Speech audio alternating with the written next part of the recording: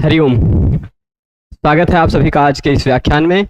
हम सभी लोग लघु सिद्धांत कौमुदी का क्रमशः अध्ययन कर रहे हैं और उस अध्ययन में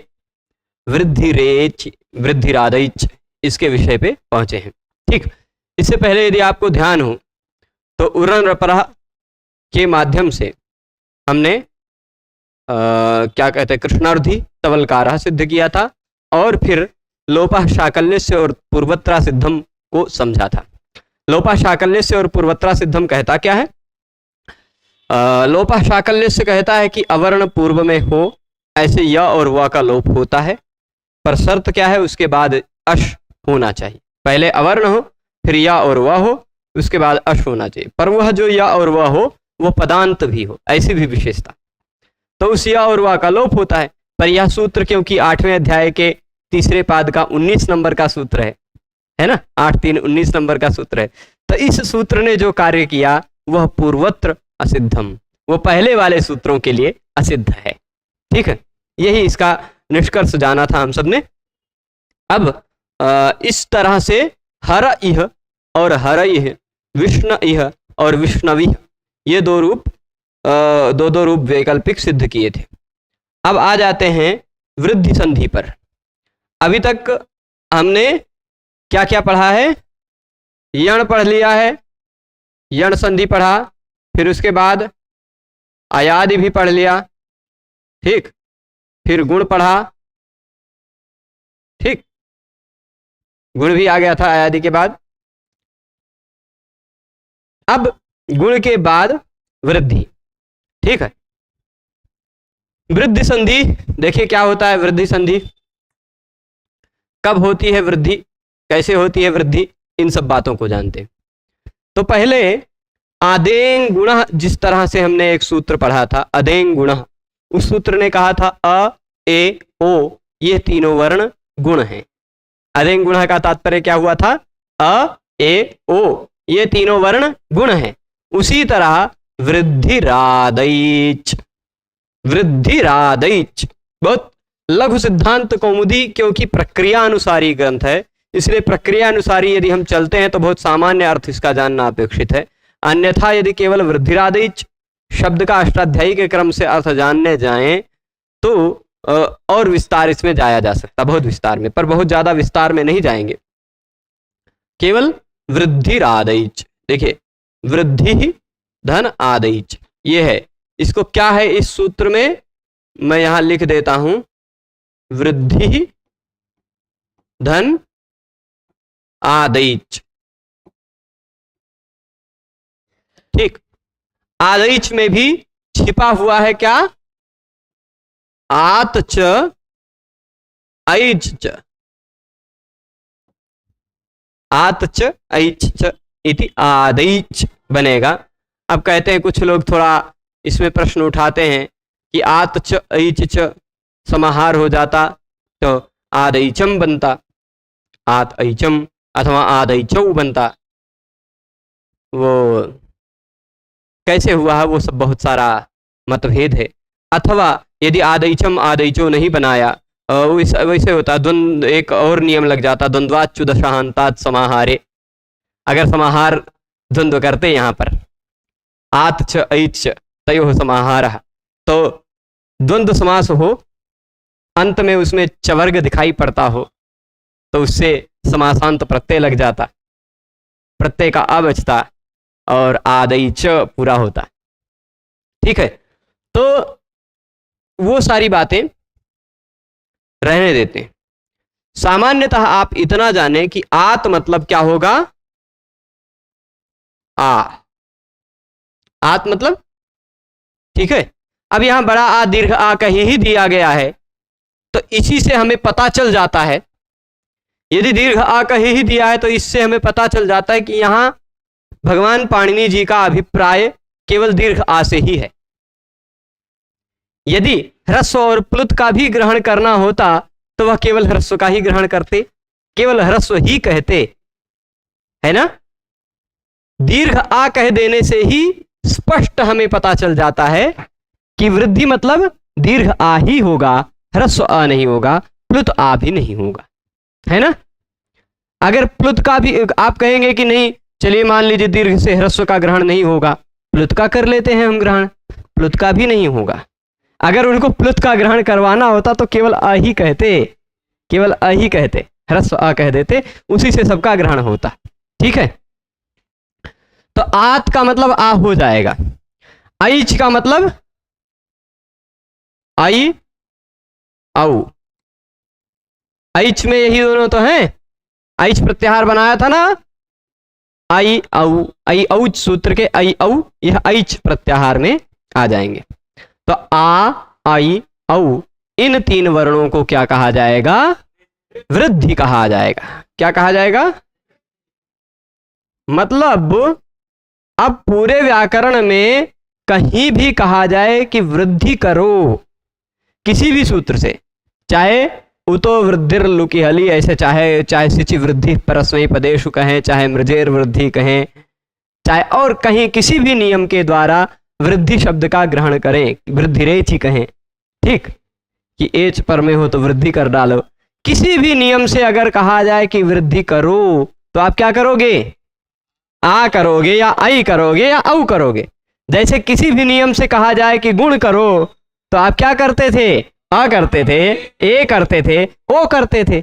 जिस तरह अ ए ओ करते थे गुण कहने पर, उसी तरह अगर किसी भी नियम से किसी भी सूत्र से कहा जाए वृद्धि करो तो आप वृद्धि के जगह पे क्या करेंगे? वृद्धि मतलब व ऋ ध द ध ई, ये इतने वर्णों का समुदाय नहीं लिख डालेंगे, वहां चाहे आ लिखेंगे, चाहे ऐ लिखेंगे, चाहे औ लिखेंगे।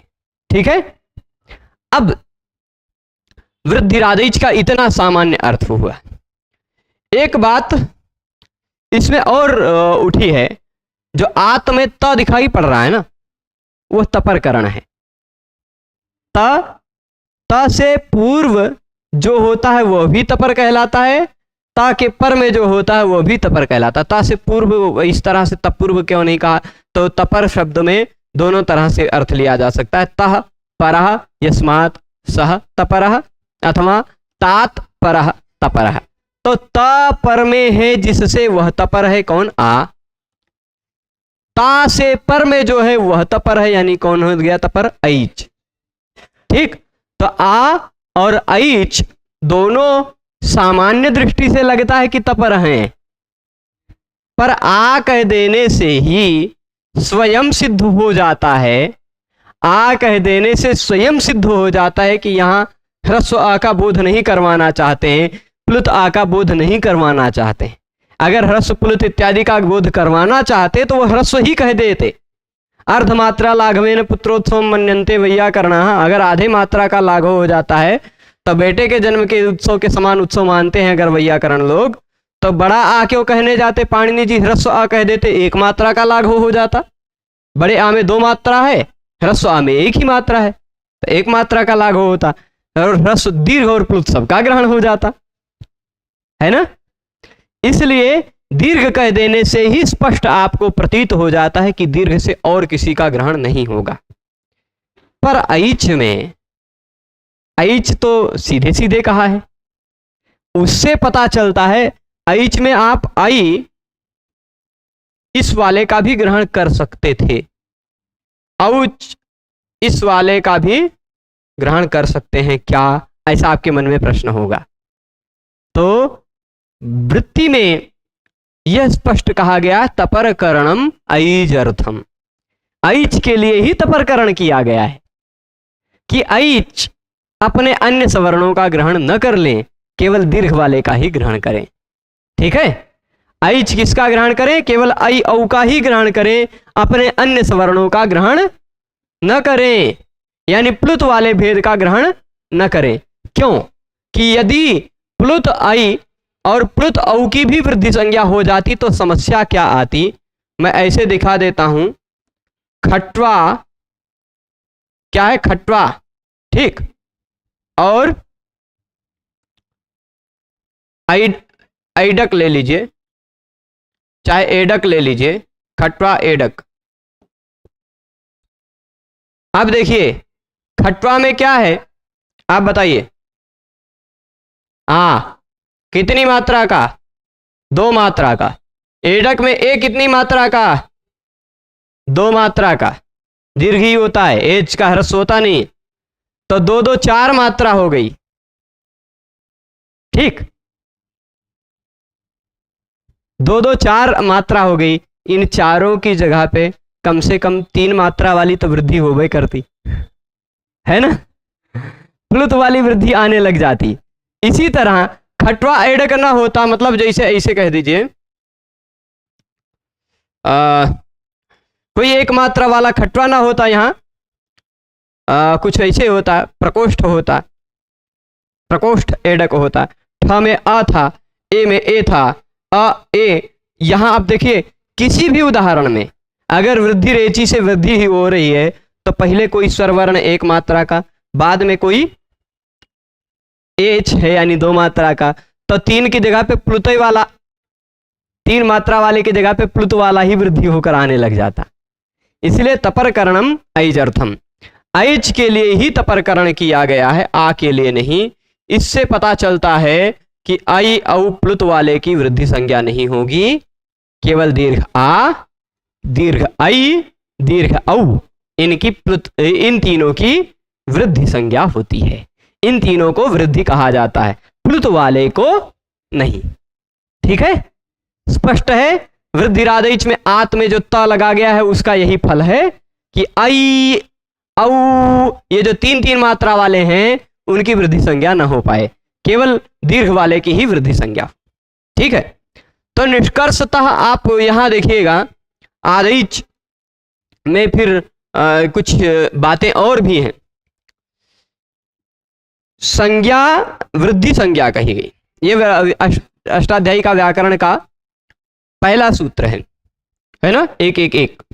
यहां वृद्धि शब्द मंगल के लिए है, मंगलवाची शब्द है, मंगलाचरण कहा गया। ठीक, कि जो पढ़े उनकी वृद्धि हो, ठीक, उन सबकी वृद्धि हो, बुद्धि की वृद्धि हो या वृद्धि को प्राप्त हो शनै शनै, इस भाव से यहां वृद्धि शब्द कहा गया है। और पूरे व्याकरण में आप ध्यान देंगे तो कहीं भी संज्ञा का सूत्र क्या मिला है, तुल्यास्य प्रयत्नम।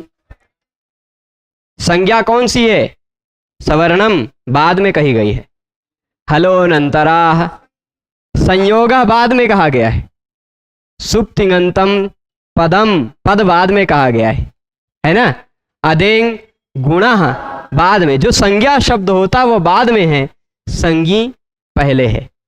जिसकी संज्ञा होती है उसकी पहले वो शब्द पहले रहते हैं, संज्ञा बाद में रहता है।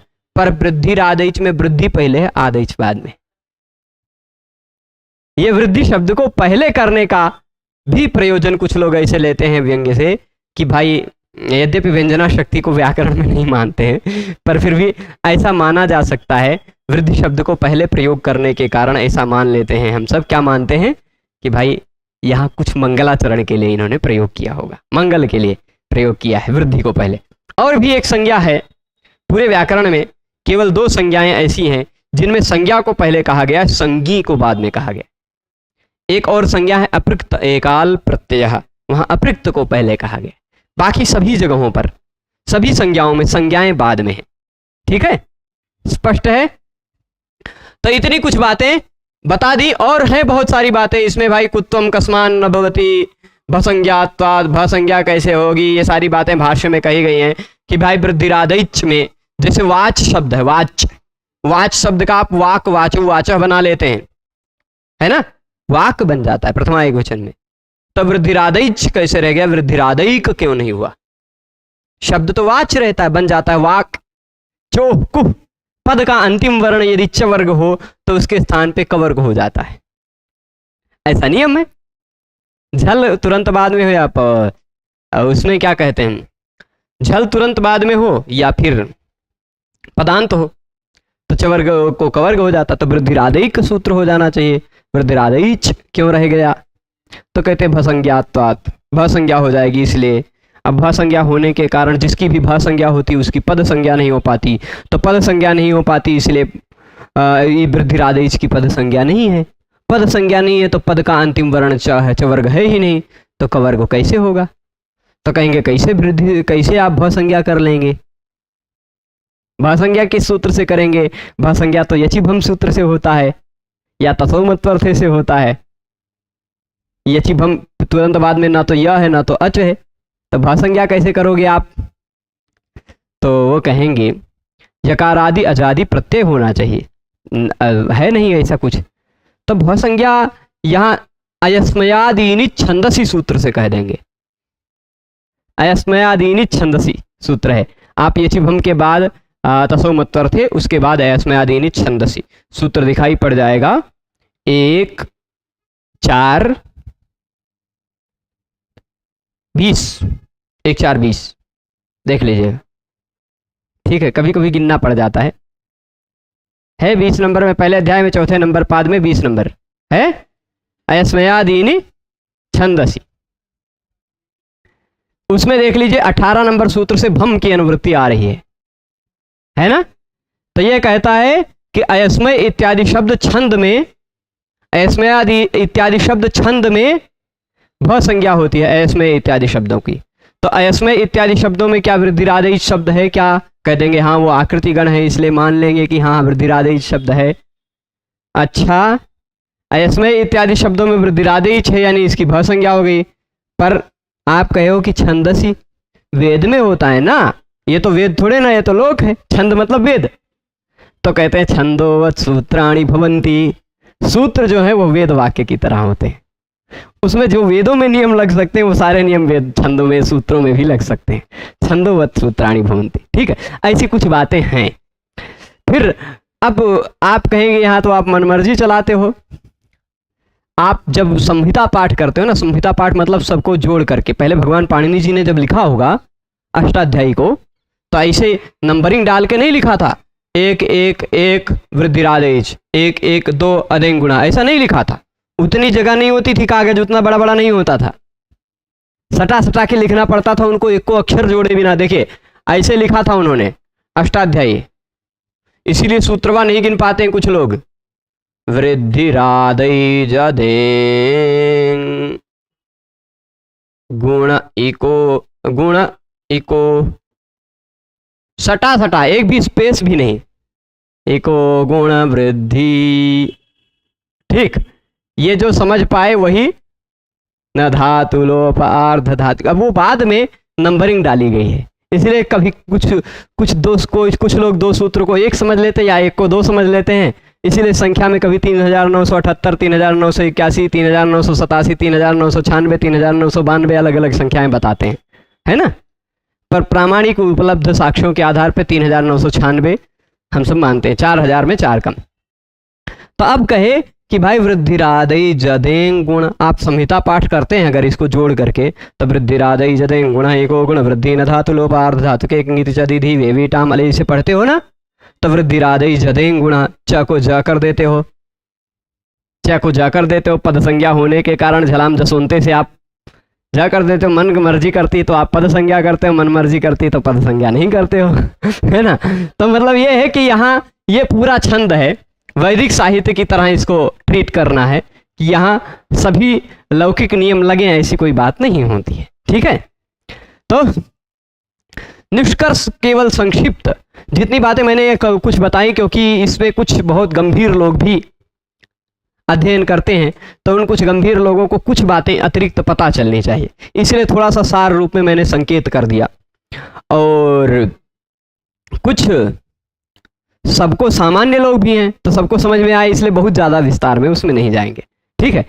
तो आत ऐच च वृद्धि संज्ञस्यात्, आत ऐच च यहाँ दिखाई पड़ रहा, आत मतलब बड़ा आ, ऐच च, ऐच मतलब ऐ औ, भी, च मतलब भी, आ नहीं, च का मतलब और, आत मतलब आ और ऐ औ की वृद्धि संज्ञा होती है, ठीक। आ और ऐ औ की वृद्धि संज्ञा होती है। ऐच का मतलब क्या होगा? ऐ औ, है ना, ऐच का मतलब वही होगा, स्पष्ट है। तो पूरे व्याकरण में अगर कहीं भी कहा जाए कि वृद्धि करो तो आप क्या करोगे? ठीक है, आप कुछ गड़बड़ मत करने लगना, आ ऐ औ ही करना, ठीक है। जब कहा जाए कि वृद्धि करो तो आप क्या करना? आ ऐ औ, ठीक है। अब इधर देखिएगा, अगला सूत्र है अभी अभी आपको ध्यान दिलाया हमने कि कभी कहा जाए कि वृद्धि करो तो आप क्या करोगे, याद रखिएगा। अभी तुरंत फिर वह करने जा रहे हैं, वृद्धि रेचि, वृद्धि रेचि। निकाल लीजिए इसको, अष्टाध्यायी में भी एक बार कंफर्म कर लीजिए। ये अदेंग गुणा के तुरंत बाद सूत्र है, ठीक है, अदेंग गुणा के तुरंत बाद सूत्र है ना, अदेंग गुणा नहीं आद गुणा। काहे पांडे जी गड़बड़ करते हो कभी कभी, है ना। संज्ञा सूत्रों में पहले वृद्धिरादेच रखा, फिर अदेंग गुणा, पर विधि सूत्रों में पहले आद गुणा फिर बाद में वृद्धिरेचि, है ना। तो स्पष्ट है, देख लीजिए जरा सा। तो अब देखिएगा, यहां जरा सा ध्यान दीजिए। आद गुणा से आद की अनुवृत्ति आएगी कि नहीं, आएगी ना। इसी के तुरंत पहले का सूत्र है आद गुणा, तो आद एचि, ठीक, केवल इतना है। यहां पर आप 84 नंबर वाले सूत्र का विषय भी ध्यान रखिएगा। पूरा कौन कौन सा विषय चल रहा है, कौन कौन सा प्रसंग चल रहा है, वो भी मैं लिख देता हूं, आप सबकी सहूलियत के लिए लिख दे रहा हूं, आसानी के लिए। यहां प्रसंग किसका चल रहा है, वृद्धिरेचि में आद गुणा से आद शब्द का प्रसंग चल रहा है कि नहीं, वो 87 नंबर सूत्र में था, है ना। और एक पूर्व प्रयोग चल रहा है कि नहीं, 84 नंबर, एक पूर्व प्रयोग। और एक और विषय चल रहा है संहितायाम, चल रहा है ना। कितने नंबर सूत्र में संहितायाम दिख रहा है आपको, 72 जी, है ना। तो यह पूरा वृद्धिरेचि सूत्र हुआ। पाणिनि जी एक बार जो कहती है वो बार बार थोड़े ना कहने जाएंगे, वो तो आप ध्यान देना है पिछले पिछले वाक्यों में क्या क्या कहा, है ना। मैं ऐसे बोलता रहा हूं कि रुपेश जी व्याकरण पढ़ते हैं, रुद्र जी व्याकरण पढ़ते हैं, अमन जी व्याकरण पढ़ते हैं, इसे बार बार वही बोलते रहें तो इसे थोड़े ना चलेगा। मैं बोल दूंगा रुपेश जी पढ़ते हैं, अमन भी, ऐसे रुद्र प्रताप भी, सीधे, है ना, बोलते जाएंगे ना।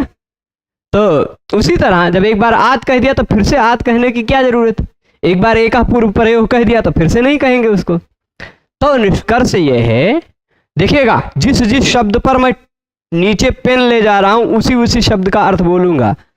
आवर्ण के बाद, अवर्ण के बाद यानी अ हो चाहे ह्रस्व चाहे दीर्घ, ह्रस्व चाहे दीर्घ अ के बाद यदि एच आता हो, एच मतलब ए ओ आई औ आता हो, है ना।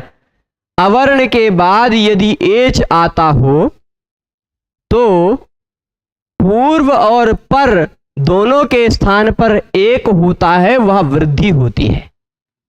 पूर्व और पर के स्थान पर एक कार्य होता है, वह एक कार्य क्या होता है, वृद्धि होती है।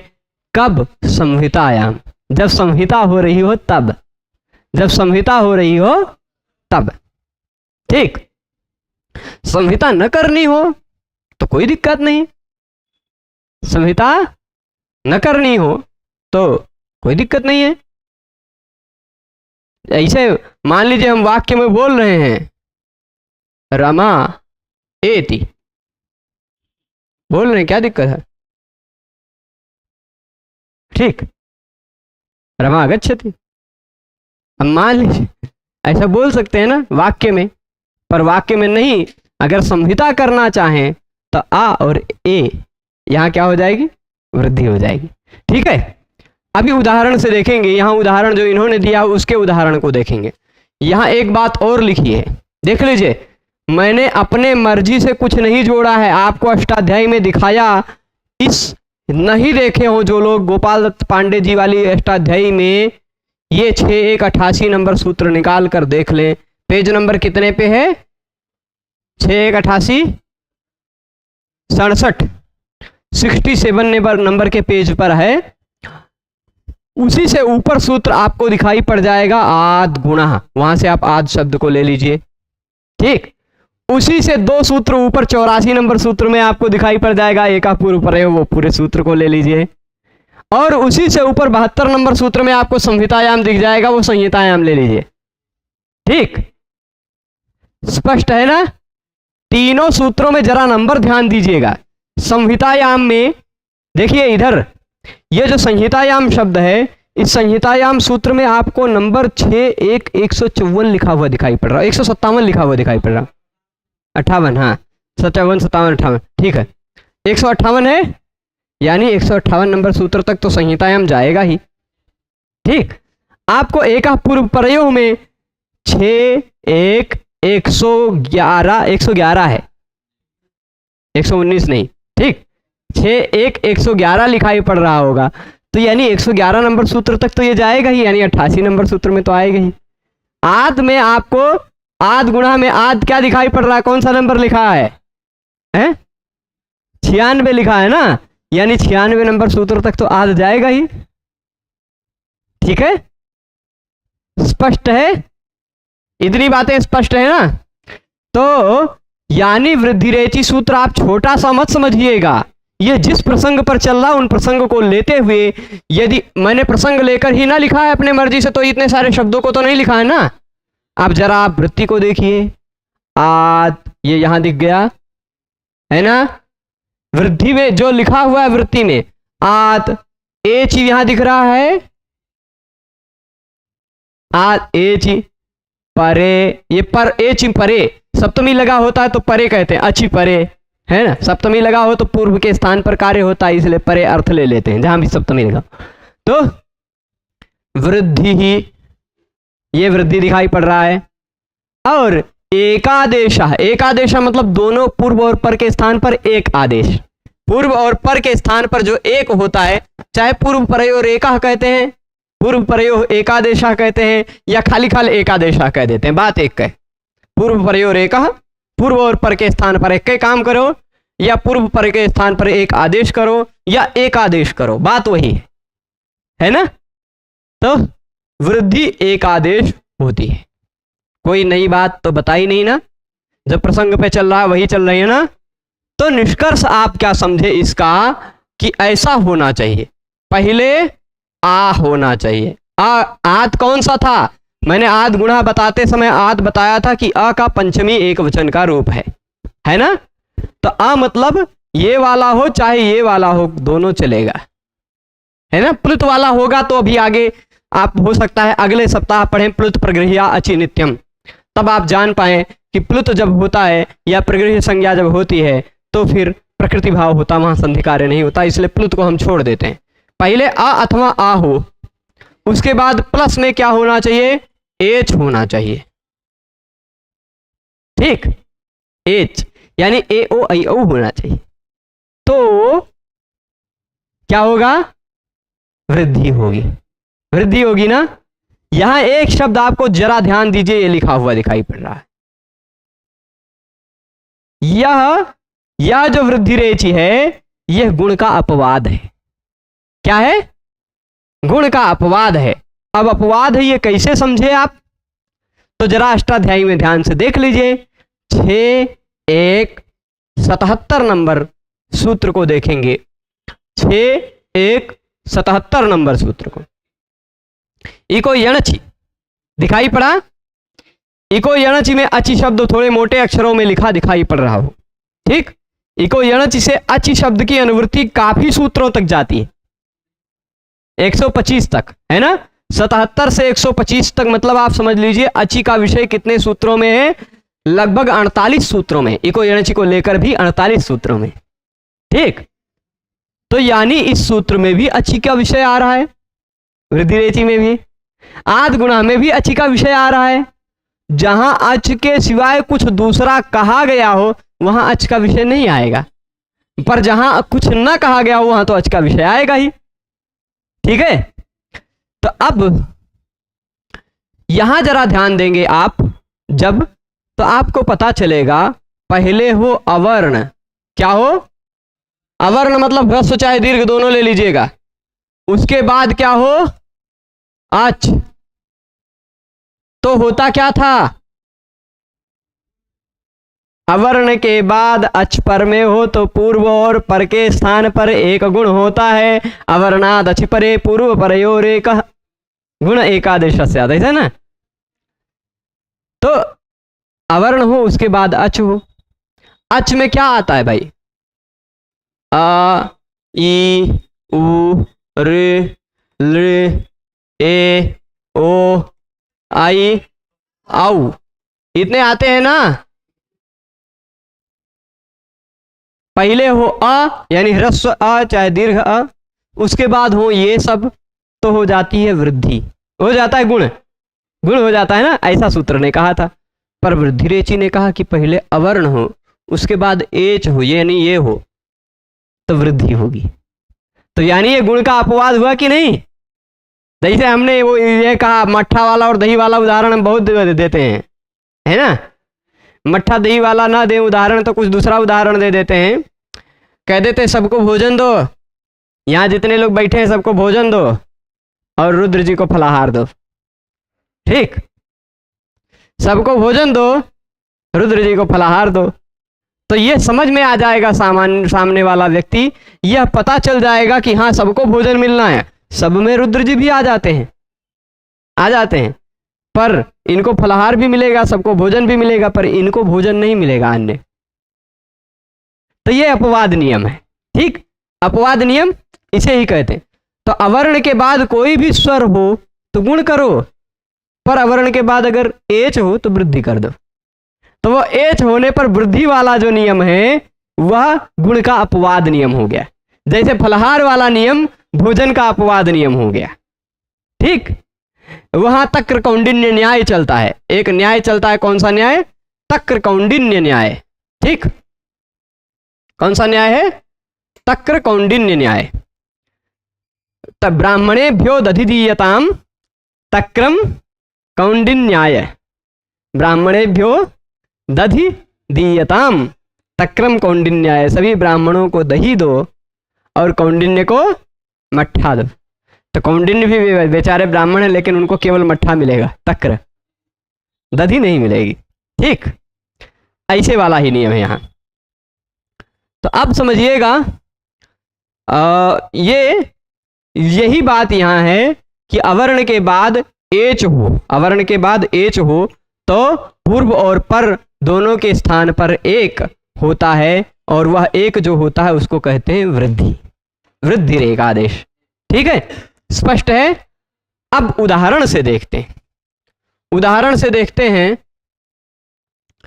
ये ऊपर मिटा दिए, यानी अब गुण कितने पे बचा? कितने वर्ण होने पर? अ ई उ रे रे, इतना समझें। अभी अ वाला भी बाद में अपवाद आएगा, अगस वर्ण दीर्घा अगले हफ्ते आएगा। ठीक, तो वो अ के बाद अ वो वाला अपवाद आएगा विशेष। पर अब अवर्ण के बाद यदि एच हो तो पूर्व और पर के स्थान पर एक होता है, वो भी वृद्धि होती है संहिता होने पर।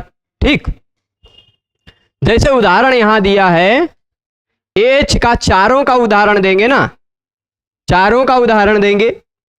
जैसे यहां लिख दें, हम क्या कहते हैं इसको, एक काम करते हैं, यहीं पर लिखते हैं बढ़िया से चारों को।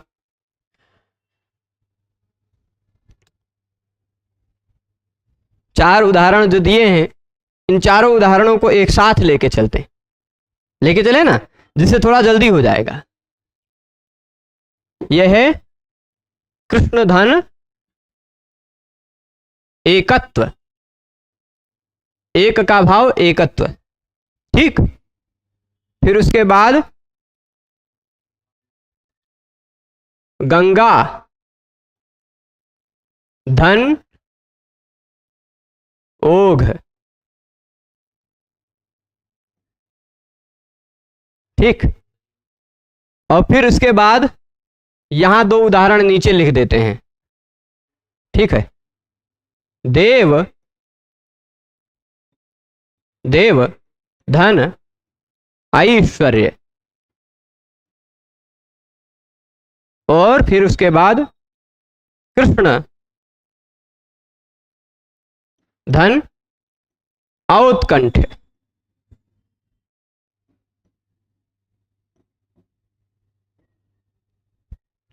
अब जरा सा हम आपको वृद्धि रेचि नियम के बारे में थोड़ा सा हल्का सा याद कराते हैं, अलग कलर से लिखेंगे।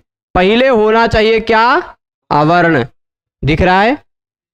उसके बाद होना क्या चाहिए, एच। हम सभी जगह प्लस के पहले और प्लस के बाद वाले को कलर कर देते हैं। पहले होना चाहिए अवर्ण, उसके बाद होना चाहिए एच। यहां भी अवर्ण दिखाई पड़ रहा है आपको। एच मतलब ए ओ आई औ में से चारों में से कोई है, यहां ओ है, दिख रहा है। यहां अवर्ण क्या है, देव का आ, और ऐच का यहां आए, दिखा। यहां अवर्ण कृष्ण का आ, और यहां औत्कंठ का औ। ठीक, तो आपको ये चारों उदाहरणों में समान बात थोड़ा सा ध्यान देंगे तो आपको पता चलेगा कि प्लस के पहले जो होना चाहिए आ, वह चाहे ह्रस्व हो चाहे दीर्घ हो, दोनों चलेगा। जैसे गंगा में आपको दीर्घ आ दिखाई पड़ा है, बाकी 3 जगह ह्रस्व आ दिखाई पड़ा है। ठीक, तो ह्रस्व भी होगा तो भी वृद्धि होगी, दीर्घ होगा तो भी वृद्धि होगी। क्यों, अनुदित सवर्णस्य चा प्रत्यय।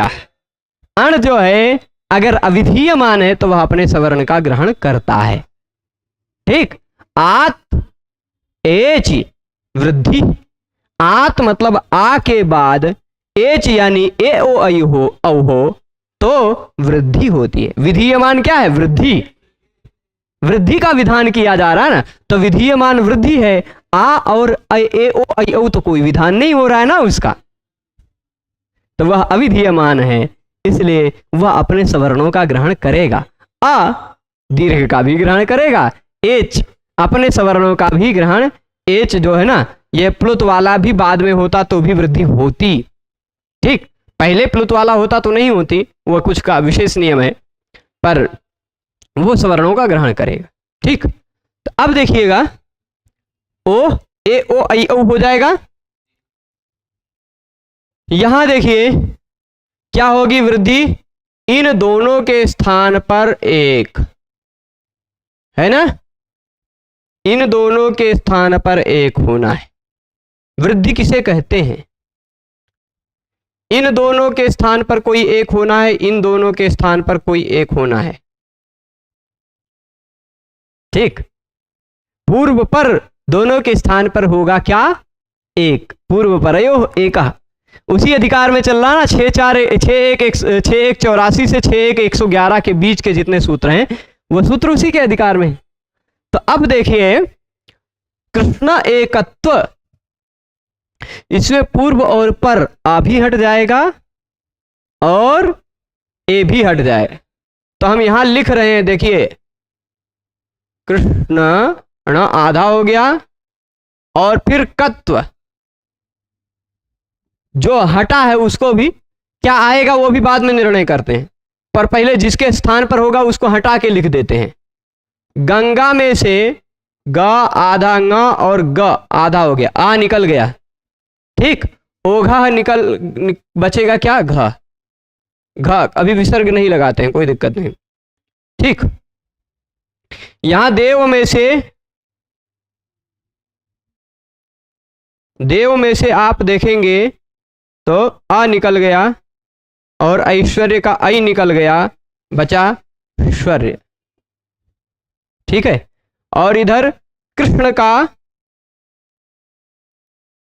आ निकला तो ना आधा हो गया, और फिर उसके बाद औत्कंठ का औ भी निकल गया, कंठ।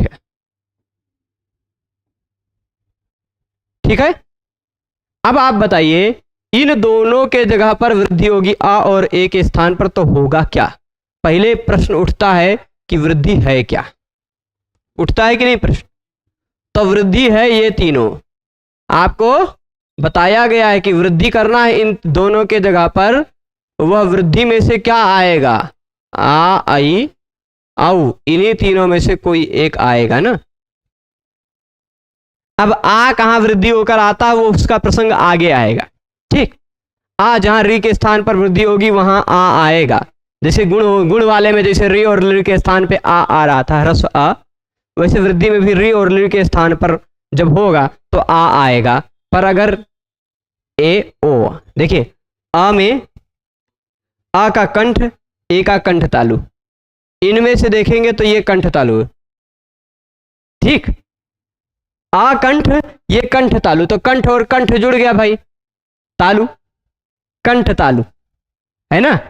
यहां आप देखेंगे आपको इधर भी कंठ दिख रहा है, आ में भी, और इधर भी कंठ तालु, तो दो दो कंठ जोड़ के एक एक कंठ कर दीजिए, है ना, कंठ तालु। यानी अ और ऐ इन दोनों का उच्चारण स्थान कंठ तालु है ना। तो इसलिए इन दोनों के स्थान पर अगर कुछ आना है तो वह क्या आएगा, आप बताइए, ऐ आएगा, यही आएगा ना। उसी तरह यहां भी अ कंठ, ऐ कंठ तालु, इन दोनों के स्थान पर, भले ही यहां पहले आ, यहां से ऑलरेडी ऐ रखा हुआ है, फिर भी दोनों के स्थान पर आना क्या है, वृद्धि। वृद्धि क्या होता है, ये ऐ ही, प्लुत वाला नहीं। तो इन दोनों के स्थान पर आएगा क्या, ऐ ही, वृद्धि। तो यहां देख लीजिए, मैं ऐ लिख दूं, यहां भी इन दोनों के जगह पे आएगा क्या, ऐ, लिख दिया, ठीक है। यहां आप देखिए आ और ओ को जोड़ने पर आ का उच्चारण स्थान क्या, कंठ, ओ का कंठोष्ठ, ठीक। तो कंठ और कंठोष्ठ जोड़ने पर मान लीजिए खाली कंठोष्ठ, ठीक। इन तीनों में कौन सा कंठोष्ठ है, ये वाला।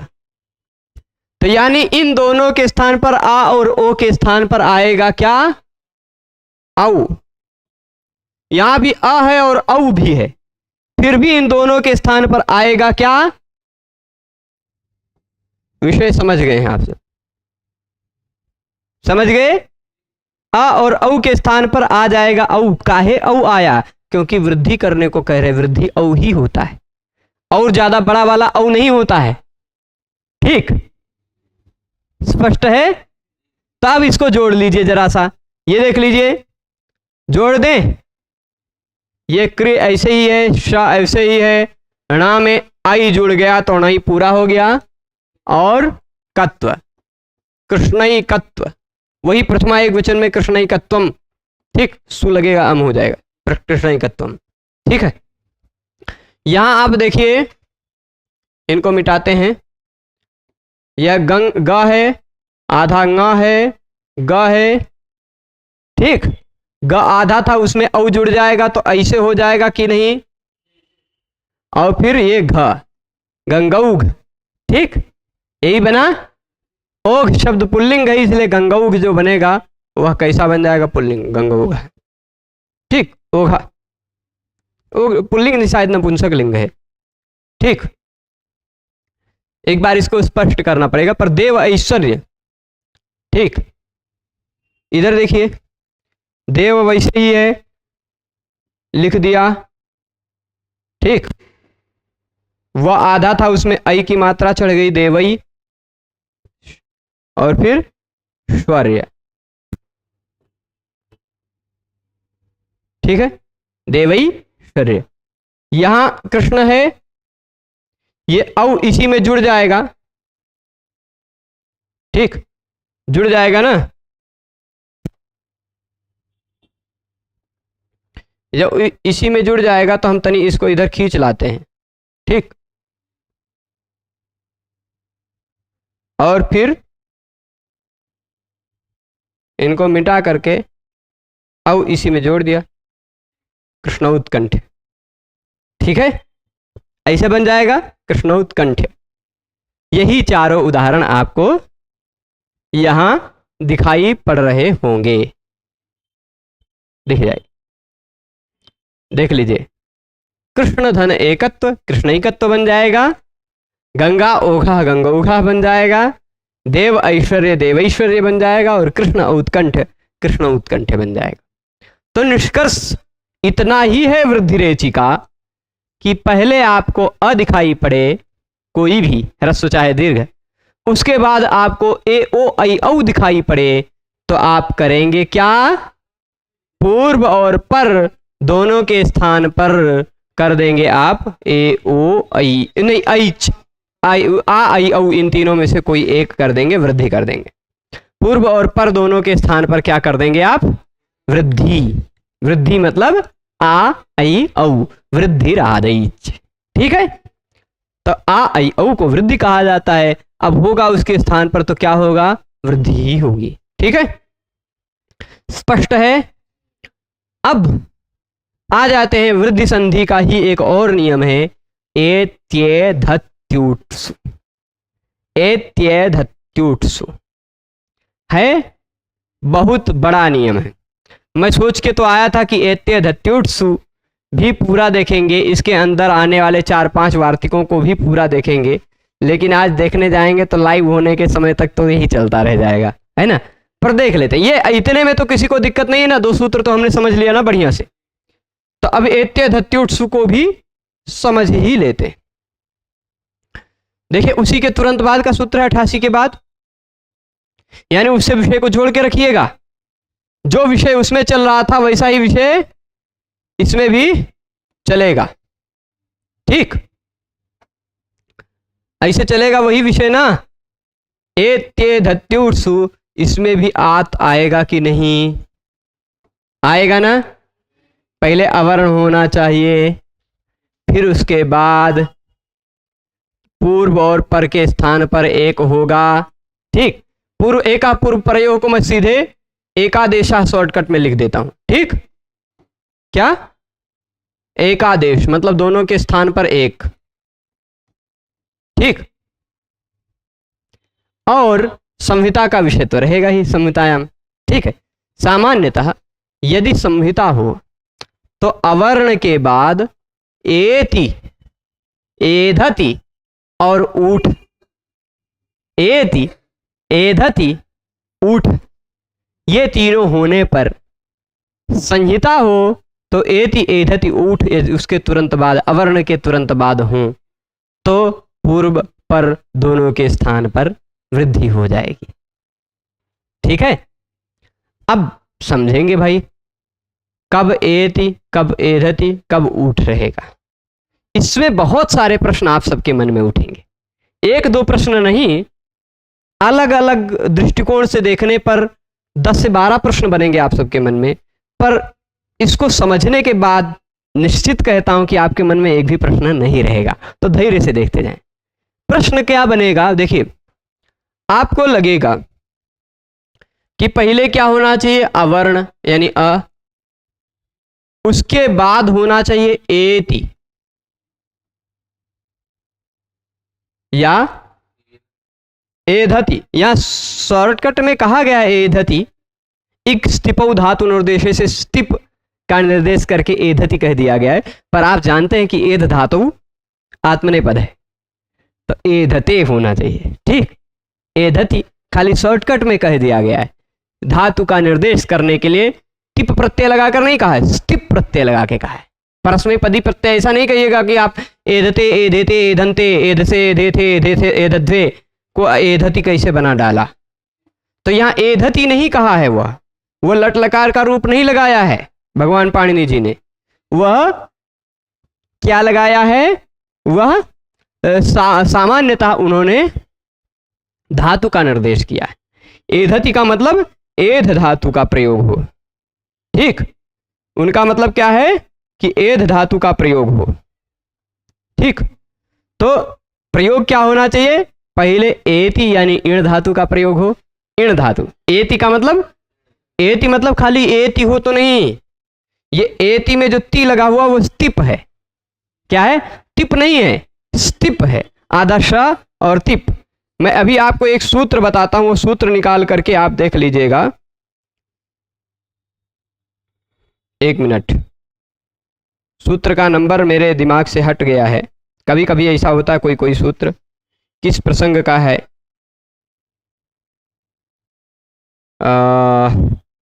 एक स्टिपौ धातु निर्देशे सूत्र है, एक स्टिपौ धातु निर्देशे, यानी धातु का निर्देश करते हैं जब भगवान पाणिनि जी, तो कुछ अलग ढंग से करते हैं। यानी धातु का निर्देश करने के लिए वो कभी कभी इक का प्रयोग कर देते हैं, कभी कभी ये सूत्र नहीं है, वार्तिक है। रोगाख्यायाम णुल बहुलम सूत्र के अंतर्गत मिल जाएगा। रोगाख्यायाम णुल बहुलम सूत्र के अंतर्गत आपको मिलेगा इक स्थिपौ धातु निर्देशे।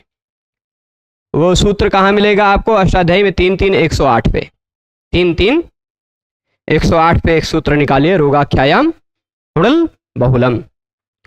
उस सूत्र के अंतर्गत एक वार्तिक मिलेगा आपको ऐसा, इक स्थिपौ,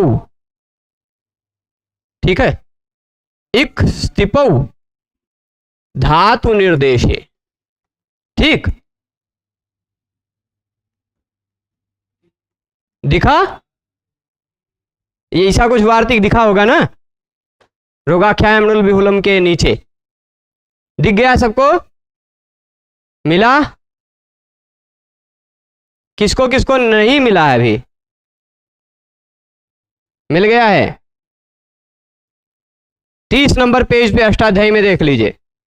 30 नंबर पेज पे आपको हमने जो सूत्र अभी बताया अष्टाध्यायी में 3-3-108, उसी के नीचे 108 नंबर सूत्र के नीचे 30 नंबर पेज पर 108 नंबर सूत्र के नीचे आपको इक स्थिपौ धातु निर्देशे दूसरा वाला वार्तिक दिखाई पड़ रहा होगा। दिख रहा है?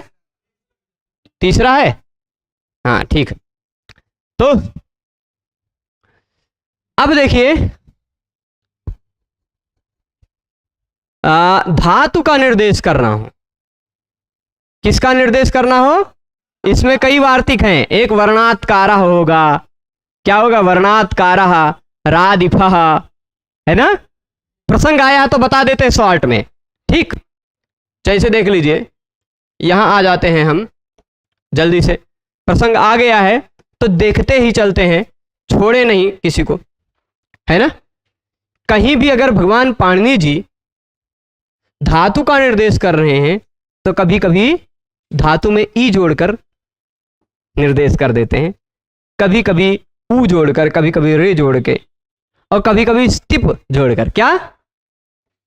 धातु के बाद जैसे इण धातु है, ठीक, इसके बाद क्या जोड़ देंगे? स्टिप।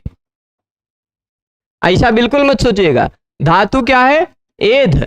भले यह आत्मनेपदी में है, एधते एधेते एधंते बनेगा, पर भगवान पाणिनि जी यहां इसके बाद क्या जोड़ देंगे? स्टिप। स्टिप प्रत्यय सार्वधातुक है, इसलिए जब ती बचेगा जोड़ेंगे तो एधति, कर्तरी शब्द से शब्द भी आ जाएगा, सार्वधातुक प्रत्यय, इसलिए यहां भी ई और स्टिप है, ई को गुण हो जाएगा ए ती। ठीक, तो एति का मतलब आप क्या समझेंगे? इण धातु। एधति का मतलब आप क्या समझेंगे? एध धातु। ठीक है, इण धातु हो या एध धातु, पहले होना चाहिए अवर्ण, उसके बाद होना चाहिए इण धातु या एध धातु। धातु का निर्देश करने के लिए पाणिनि जी कभी इक का प्रयोग करते हैं, कभी कभी स्टिप का प्रयोग करते हैं। और वर्ण का निर्देश करने के लिए एक वार्तिक वहीं पर और आया होगा, वर्णात्कारः। किसी वर्ण का निर्देश करना हो तो कार का निर्देश कर देते हैं, जैसे अ कहना हो, अवर्ण कहना हो तो अकारः कह देते हैं, इवर्ण कहना हो तो इकार कह देंगे, उवर्ण कहना हो तो उकार कह देंगे, रिवर्ण कहना हो तो रिकार कह देंगे, कवर्ण कहना हो ककार कह देंगे, खवर्ण कहना हो खकार कह देंगे। वर्णात्कारः, ये इस वार्तिक का तात्पर्य समझ गए होंगे आप। प्रसंग बस आया है। एक और वार्तिक आया होगा, रादिफः। ठीक, र सभी वर्णों से तो कार होगा, सभी वर्णों का निर्देश करने में कार होगा, पर रा का निर्देश करना हो तो इफ प्रत्यय लगेगा उससे, रादिफः, है ना? वहीं कहीं दिखा है वार्तिकों में? नहीं दिया है तो कोई दिक्कत नहीं, कोई दिक्कत नहीं, वहीं पे ऐसे उसी कहीं कहीं मिल जाता है। सिद्धांत कौमुदी में है, सिद्धांत कौमुदी में, लघु कौमुदी में नहीं है, चलेगा, कोई दिक्कत नहीं। रादिफः, र का निर्देश करना हो तो इफ का निर्देश कर देते हैं, र इफ रेफ कहते हैं। सभी वर्णों के बाद कार लगाते हैं, अकार, इकार, उकार, ऋकार, पर वैसे रकार नहीं कह सकते, रेफ कहेंगे। ठीक, यानी रवर्ण। तो अब चलिए, एति और एधति का बात आप समझ गए होंगे। एति मतलब इण धातु, ठीक, एति मतलब इण धातु, और एधति का मतलब एध धातु। पहले क्या होना चाहिए, यहां यही मैं लिख के बता देता हूं। पहले होना चाहिए अवर्ण, यानी ह्रस्व अ चाहे दीर्घ आ। उसके बाद होना चाहिए इण, इण धातु का कोई रूप, ठीक, या एध धातु का कोई रूप, ठीक, या ऊठ। अब ये ऊठ क्या है, ये बिहान नहीं, कल अच्छे से समझेंगे, ठीक है। तो इण धातु का कोई रूप होना चाहिए या एध धातु का कोई रूप होना चाहिए या ऊठ होना चाहिए। एत्येधत्यूट्सु, इण को कहा गया है, पाणिनि जी ने ई नहीं कहा, एति कहा, स्टिप लगाकर जोड़ के बोला। एध को सीधे एध खाली नहीं कहा, एधति कह दिया। एध धातु का निर्देश करना चाह रहे हैं, केवल एध धातु का कोई एक रूप हो ऐसा नहीं कहना चाह रहे, एध धातु का कोनो रूप हो काम चलेगा, ठीक। और ऊठ, ठीक। अब एक बताइए, यहां पर वृद्धि रेच से एच का भी विषय आएगा, एच का भी विषय आएगा ना, यानी ए ओ होना चाहिए। तो इण धातु या एध धातु का, इण धातु या एध धातु का जो रूप होगा वह एच वाला होना चाहिए। एति चलेगा, इतः नहीं चलेगा। एधते, एधेते, एधंते, एधसे, एधेथे सब चल जाएगा, पर कहीं ईदिधत बन जाता है किसी विशेष नियम के कारण, तो वो वाला नहीं चलेगा, ठीक है। तो ये बात समझ लीजिएगा, अवर्ण होना चाहिए, उसके बाद एति, एधति या ऊठ का कोई रूप होना चाहिए। तो पूर्व और पर दोनों के स्थान पर वृद्धि हो जाती है, दोनों के स्थान पर क्या होती है, वृद्धि। यहां पे वृद्धि की बात। अब आपके मन में एक अगला प्रश्न उठेगा कि भाई यहां एधति काहे कह दिए भगवान पाणिनि जी, अवर्ण के बाद ए है, तो वृद्धि रेचि से ही काम चल रहा था, चल रहा था कि नहीं। यहां है अवर्ण, यहां है ए, आ के बाद ए ओ आई ओ हो, तो वृद्धि रेचि से काम चल जा रहा था, तो एध को अलग से काहे कहा, है कि नहीं, क्यों कहा, क्या जरूरत थी। मान लीजिए ऊठ है, अवर्ण है, उसके बाद ऊठ है, ऊ है, तो गुण हो जाता था, वहां वृद्धि करने के लिए ये अलग नियम बना डाला है ना। अगर एते धत्ती उठ सुना बनाते तो अवर्ण के बाद ऊठ होने पर गुण होने लगता, इसलिए अनिष्ट रूप बनता, इसलिए ऊठ के लिए मान लियो एते धत्ती उठ सूत्र बना डाले। इण के लिए भी मान लीजिए ई, इण का भी एजादी होना चाहिए, पर फिर भी ये नियम है। तो इण में एति वाला होता तो काम चल जाता, एते वृद्धि रेचि से ही काम चल जाता, क्यों अलग से कहा। तो उसका तात्पर्य यह है, एक आगे आप नियम पढ़ेंगे 2-3 दिन बाद, लघु सिद्धांत कौमुदी रखे हैं, तो आगे निकाल के देख लीजिए, एंगी पररूपम, एंगी पररूपम, ठीक है।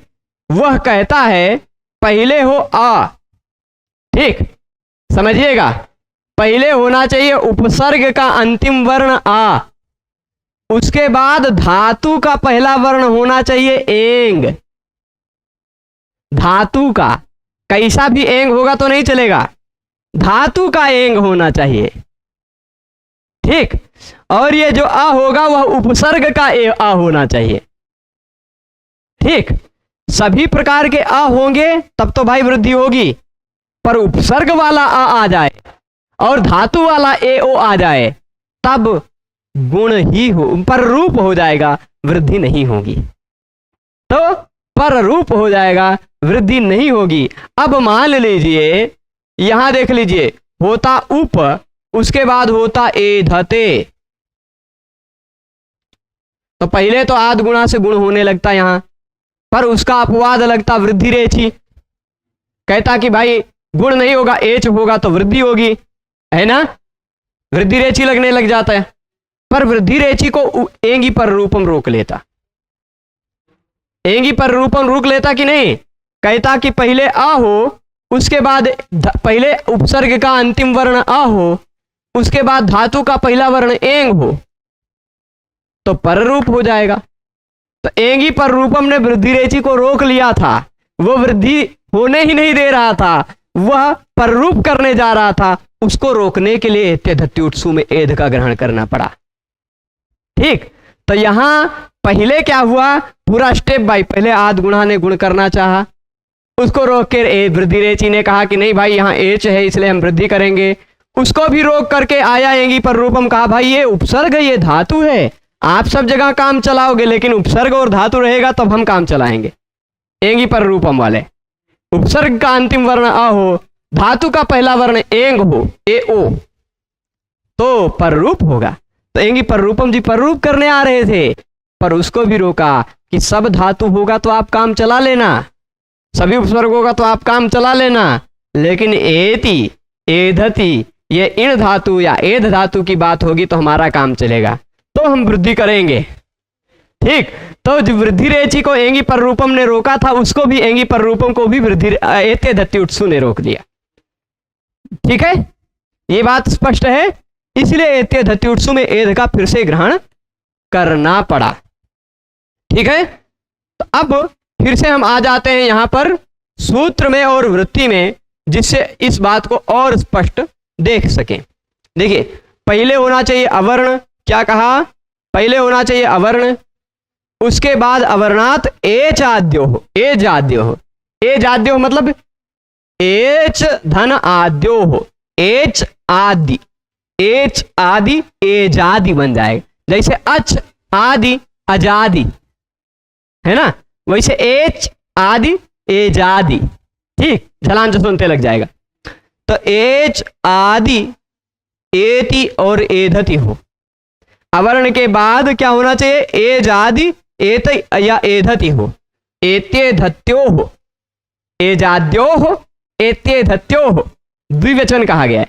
एजाद्यो में भी द्विवचन कहा और एत्ये धत्यो में भी द्विवचन कहा, यानी एति और एधति यानी इण धातु और एध धातु जो हो उसका कोई रूप हो वह एजादि होना चाहिए। कैसा होना चाहिए, इण धातु का जो रूप हो उसका पहला अक्षर एच होना चाहिए, एधति यानी एध धातु का कोई रूप हो उसका पहला अक्षर एच होना चाहिए। ठीक, एच यानी ए ओ आई औ होना चाहिए। इण धातु का कोई रूप हो उसका भी पहला अक्षर एच हो, एध धातु का भी कोई रूप हो उसका भी पहला अक्षर एच हो, यानी ए ओ आई ओ हो, अथवा ऊठ हो। यहां रूठ, रूठने वाला रूठ नहीं दिखाई पड़ रहा, एत्य धत्यो हो धन ऊठी, एत्य धत्यो हो ऊठी, एत्य धत्यो रूठी। ठीक, वो जो विसर्ग जो बनने से पहले की स्थिति में इस से रू से रू हुआ था, उसी रू का र बचा रह जाएगा, विसर्ग नहीं हो पाएगा। ठीक है, ये यानी पहले होना चाहिए अवर्ण, उसके बाद ईण धातु का कोई रूप हो या एध धातु का कोई रूप हो जिसका पहला अक्षर हो एच। ठीक, अथवा हो ऊठ अवर्ण के बाद, तो वृद्धि एकादेश होती है। उपैति, उपैधते और पृष्ठौहा, इसके तीन उदाहरण हैं। उपैति उपधन एति, उपैधते उपधन एधते, और फिर पृष्ठधन ऊहा, पृष्ठधन ऊहा पृष्ठौहा।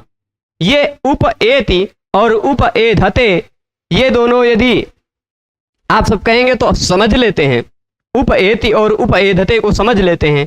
पृष्ठौहा से आगे क्योंकि वहां ऊठ आपको समझाना पड़ेगा, ऊठ समझाने में थोड़ा लंबा रहेगा, है ना, वाह ऊठ कहना पड़ेगा तो साहब आप सभी लोग उठने लग जाएंगे, वाह ऊठ, है ना, वाह बहुत अच्छा सूत्र है वह। तो यहां देखिए है क्या, उप है धन एधते है, पहले एति लिखते हैं। ठीक, उप है एति है। आप जितने भी नियम पढ़े हैं ये कुछ लोगों को आ दिखाई पड़ रहा है, थोड़ा साफ छोटे मोबाइल में आ दिखाई पड़ेगा, इसलिए थोड़ा दूर दूर लिख दे रहे हैं। उप धन एति, जरा नियमों को ध्यान रखें, जो जो नियम आप पढ़ चुके हैं। एक नियम आपने आद गुणा पढ़ा, अवर्ण के बाद अच होना चाहिए तो गुण हो जाएगा। ठीक, उस नियम का अपवाद आया, वृद्धि रेची ने कहा कि नहीं भाई अवर्ण के बाद अगर एच दिखाई पड़ रहा हो, ए ओ आई ओ दिखाई पड़ रहा हो तो गुण नहीं होगा। यहां देखिए ए दिखाई पड़ रहा है इसलिए गुण नहीं होगा, यहां वृद्धि हो जाएगी, वृद्धि रेची ने कहा। तभी एंगी पर रूपम ने कहा कि अगर उपसर्ग का अंतिम अक्षर आ हो, उसके बाद धातु का पहला अक्षर ए हो। ठीक, क्या ए ओ, धातु का पहला अक्षर ए ओ हो, उपसर्ग का अंतिम अक्षर अ हो, तो इन दोनों में पूर्व और पर के स्थान पर रूप यानी बाद वाला खाली बचता है, ऐसा कहने लगा। ठीक, पर रूप करने लगा। तब तक एत्य धत्युट्सु आया, कहा कि अवर्ण के बाद एति या एधति या ऊठ, इण धातु या एध धातु का कोई एजादी रूप हो या ऊठ हो तो पर रूप ना हो करके यह वृद्धि हो जाती है। तो आ और ए इन दोनों के स्थान पर एत्य धत्युट्सु से वृद्धि होकर आई आ जाएगा, तो उपैति, उपैति ऐसा वाला बन जाएगा, बन जाएगा ना। अब यही उप के बाद एति ना होकर यदि यही एति ए होता ही धते होता तो एधति नहीं एधते, एध धातु आत्मनेपदी है, एधते एधतः, एधते एधेते एधन्ते, ठीक, एधेते होता या एधन्ते होता, ये तो शुरुआत में है ही। यहां भी वही सारे नियम लगते। आद गुणा कहता कि पहले गुण कर दो, पर उसको रोक करके वृद्धि रेची कहने लगता कि यहाँ एच है इसलिए वृद्धि कर दो, उसको रोक करके एंगी पर रूपम कहता कि ये उपसर्ग का अंतिम वर्ण है, ये धातु का पहला वर्ण ए है, तो इन दोनों के स्थान पर रूप होना चाहिए। पर एत्य धत्युट्सु ने कहा कि नहीं भाई, पर रूप जी आप सभी धातुओं में काम चला लेना, पर इण धातु या एध धातु का रूप होगा तो हम काम करेंगे। ठीक, एत्य धत्युट्सु खाली इण धातु और एध धातु के लिए बना है, तो ये एध धातु का रूप है इसलिए एत्य धत्युट्सु लग जाएगा। तो उप एध आ और ए के स्थान पर वृद्धि होकर क्या आ जाएगा, आई, तो बन जाएगा उपैधते, इस तरह बन जाएगा, बन जाएगा। अब पृष्ठौहा कैसे बनेगा, इन दोनों को भी थोड़ा सार में फिर से बताते हुए, और पृष्ठौहा को कल बताएंगे और इसके सारे वार्तिकों को पढ़ेंगे। इसके अंतर्गत कई वार्तिक है वृद्धि करने वाले, उन वार्तिकों को पढ़ते ही ये वृद्धि वाला विषय समाप्त हो जाएगा, कहाँ कहाँ वृद्धि होगी। ठीक है, तो एक संधि इनको कल पढ़ेंगे। सभी लोग पूरे व्याख्यान में जुड़े रहे, उसके लिए सभी को बहुत बहुत धन्यवाद। कल पुनः मिलते हैं वृद्धि संधि के कुछ और वार्तिकों के साथ। नमो नमः।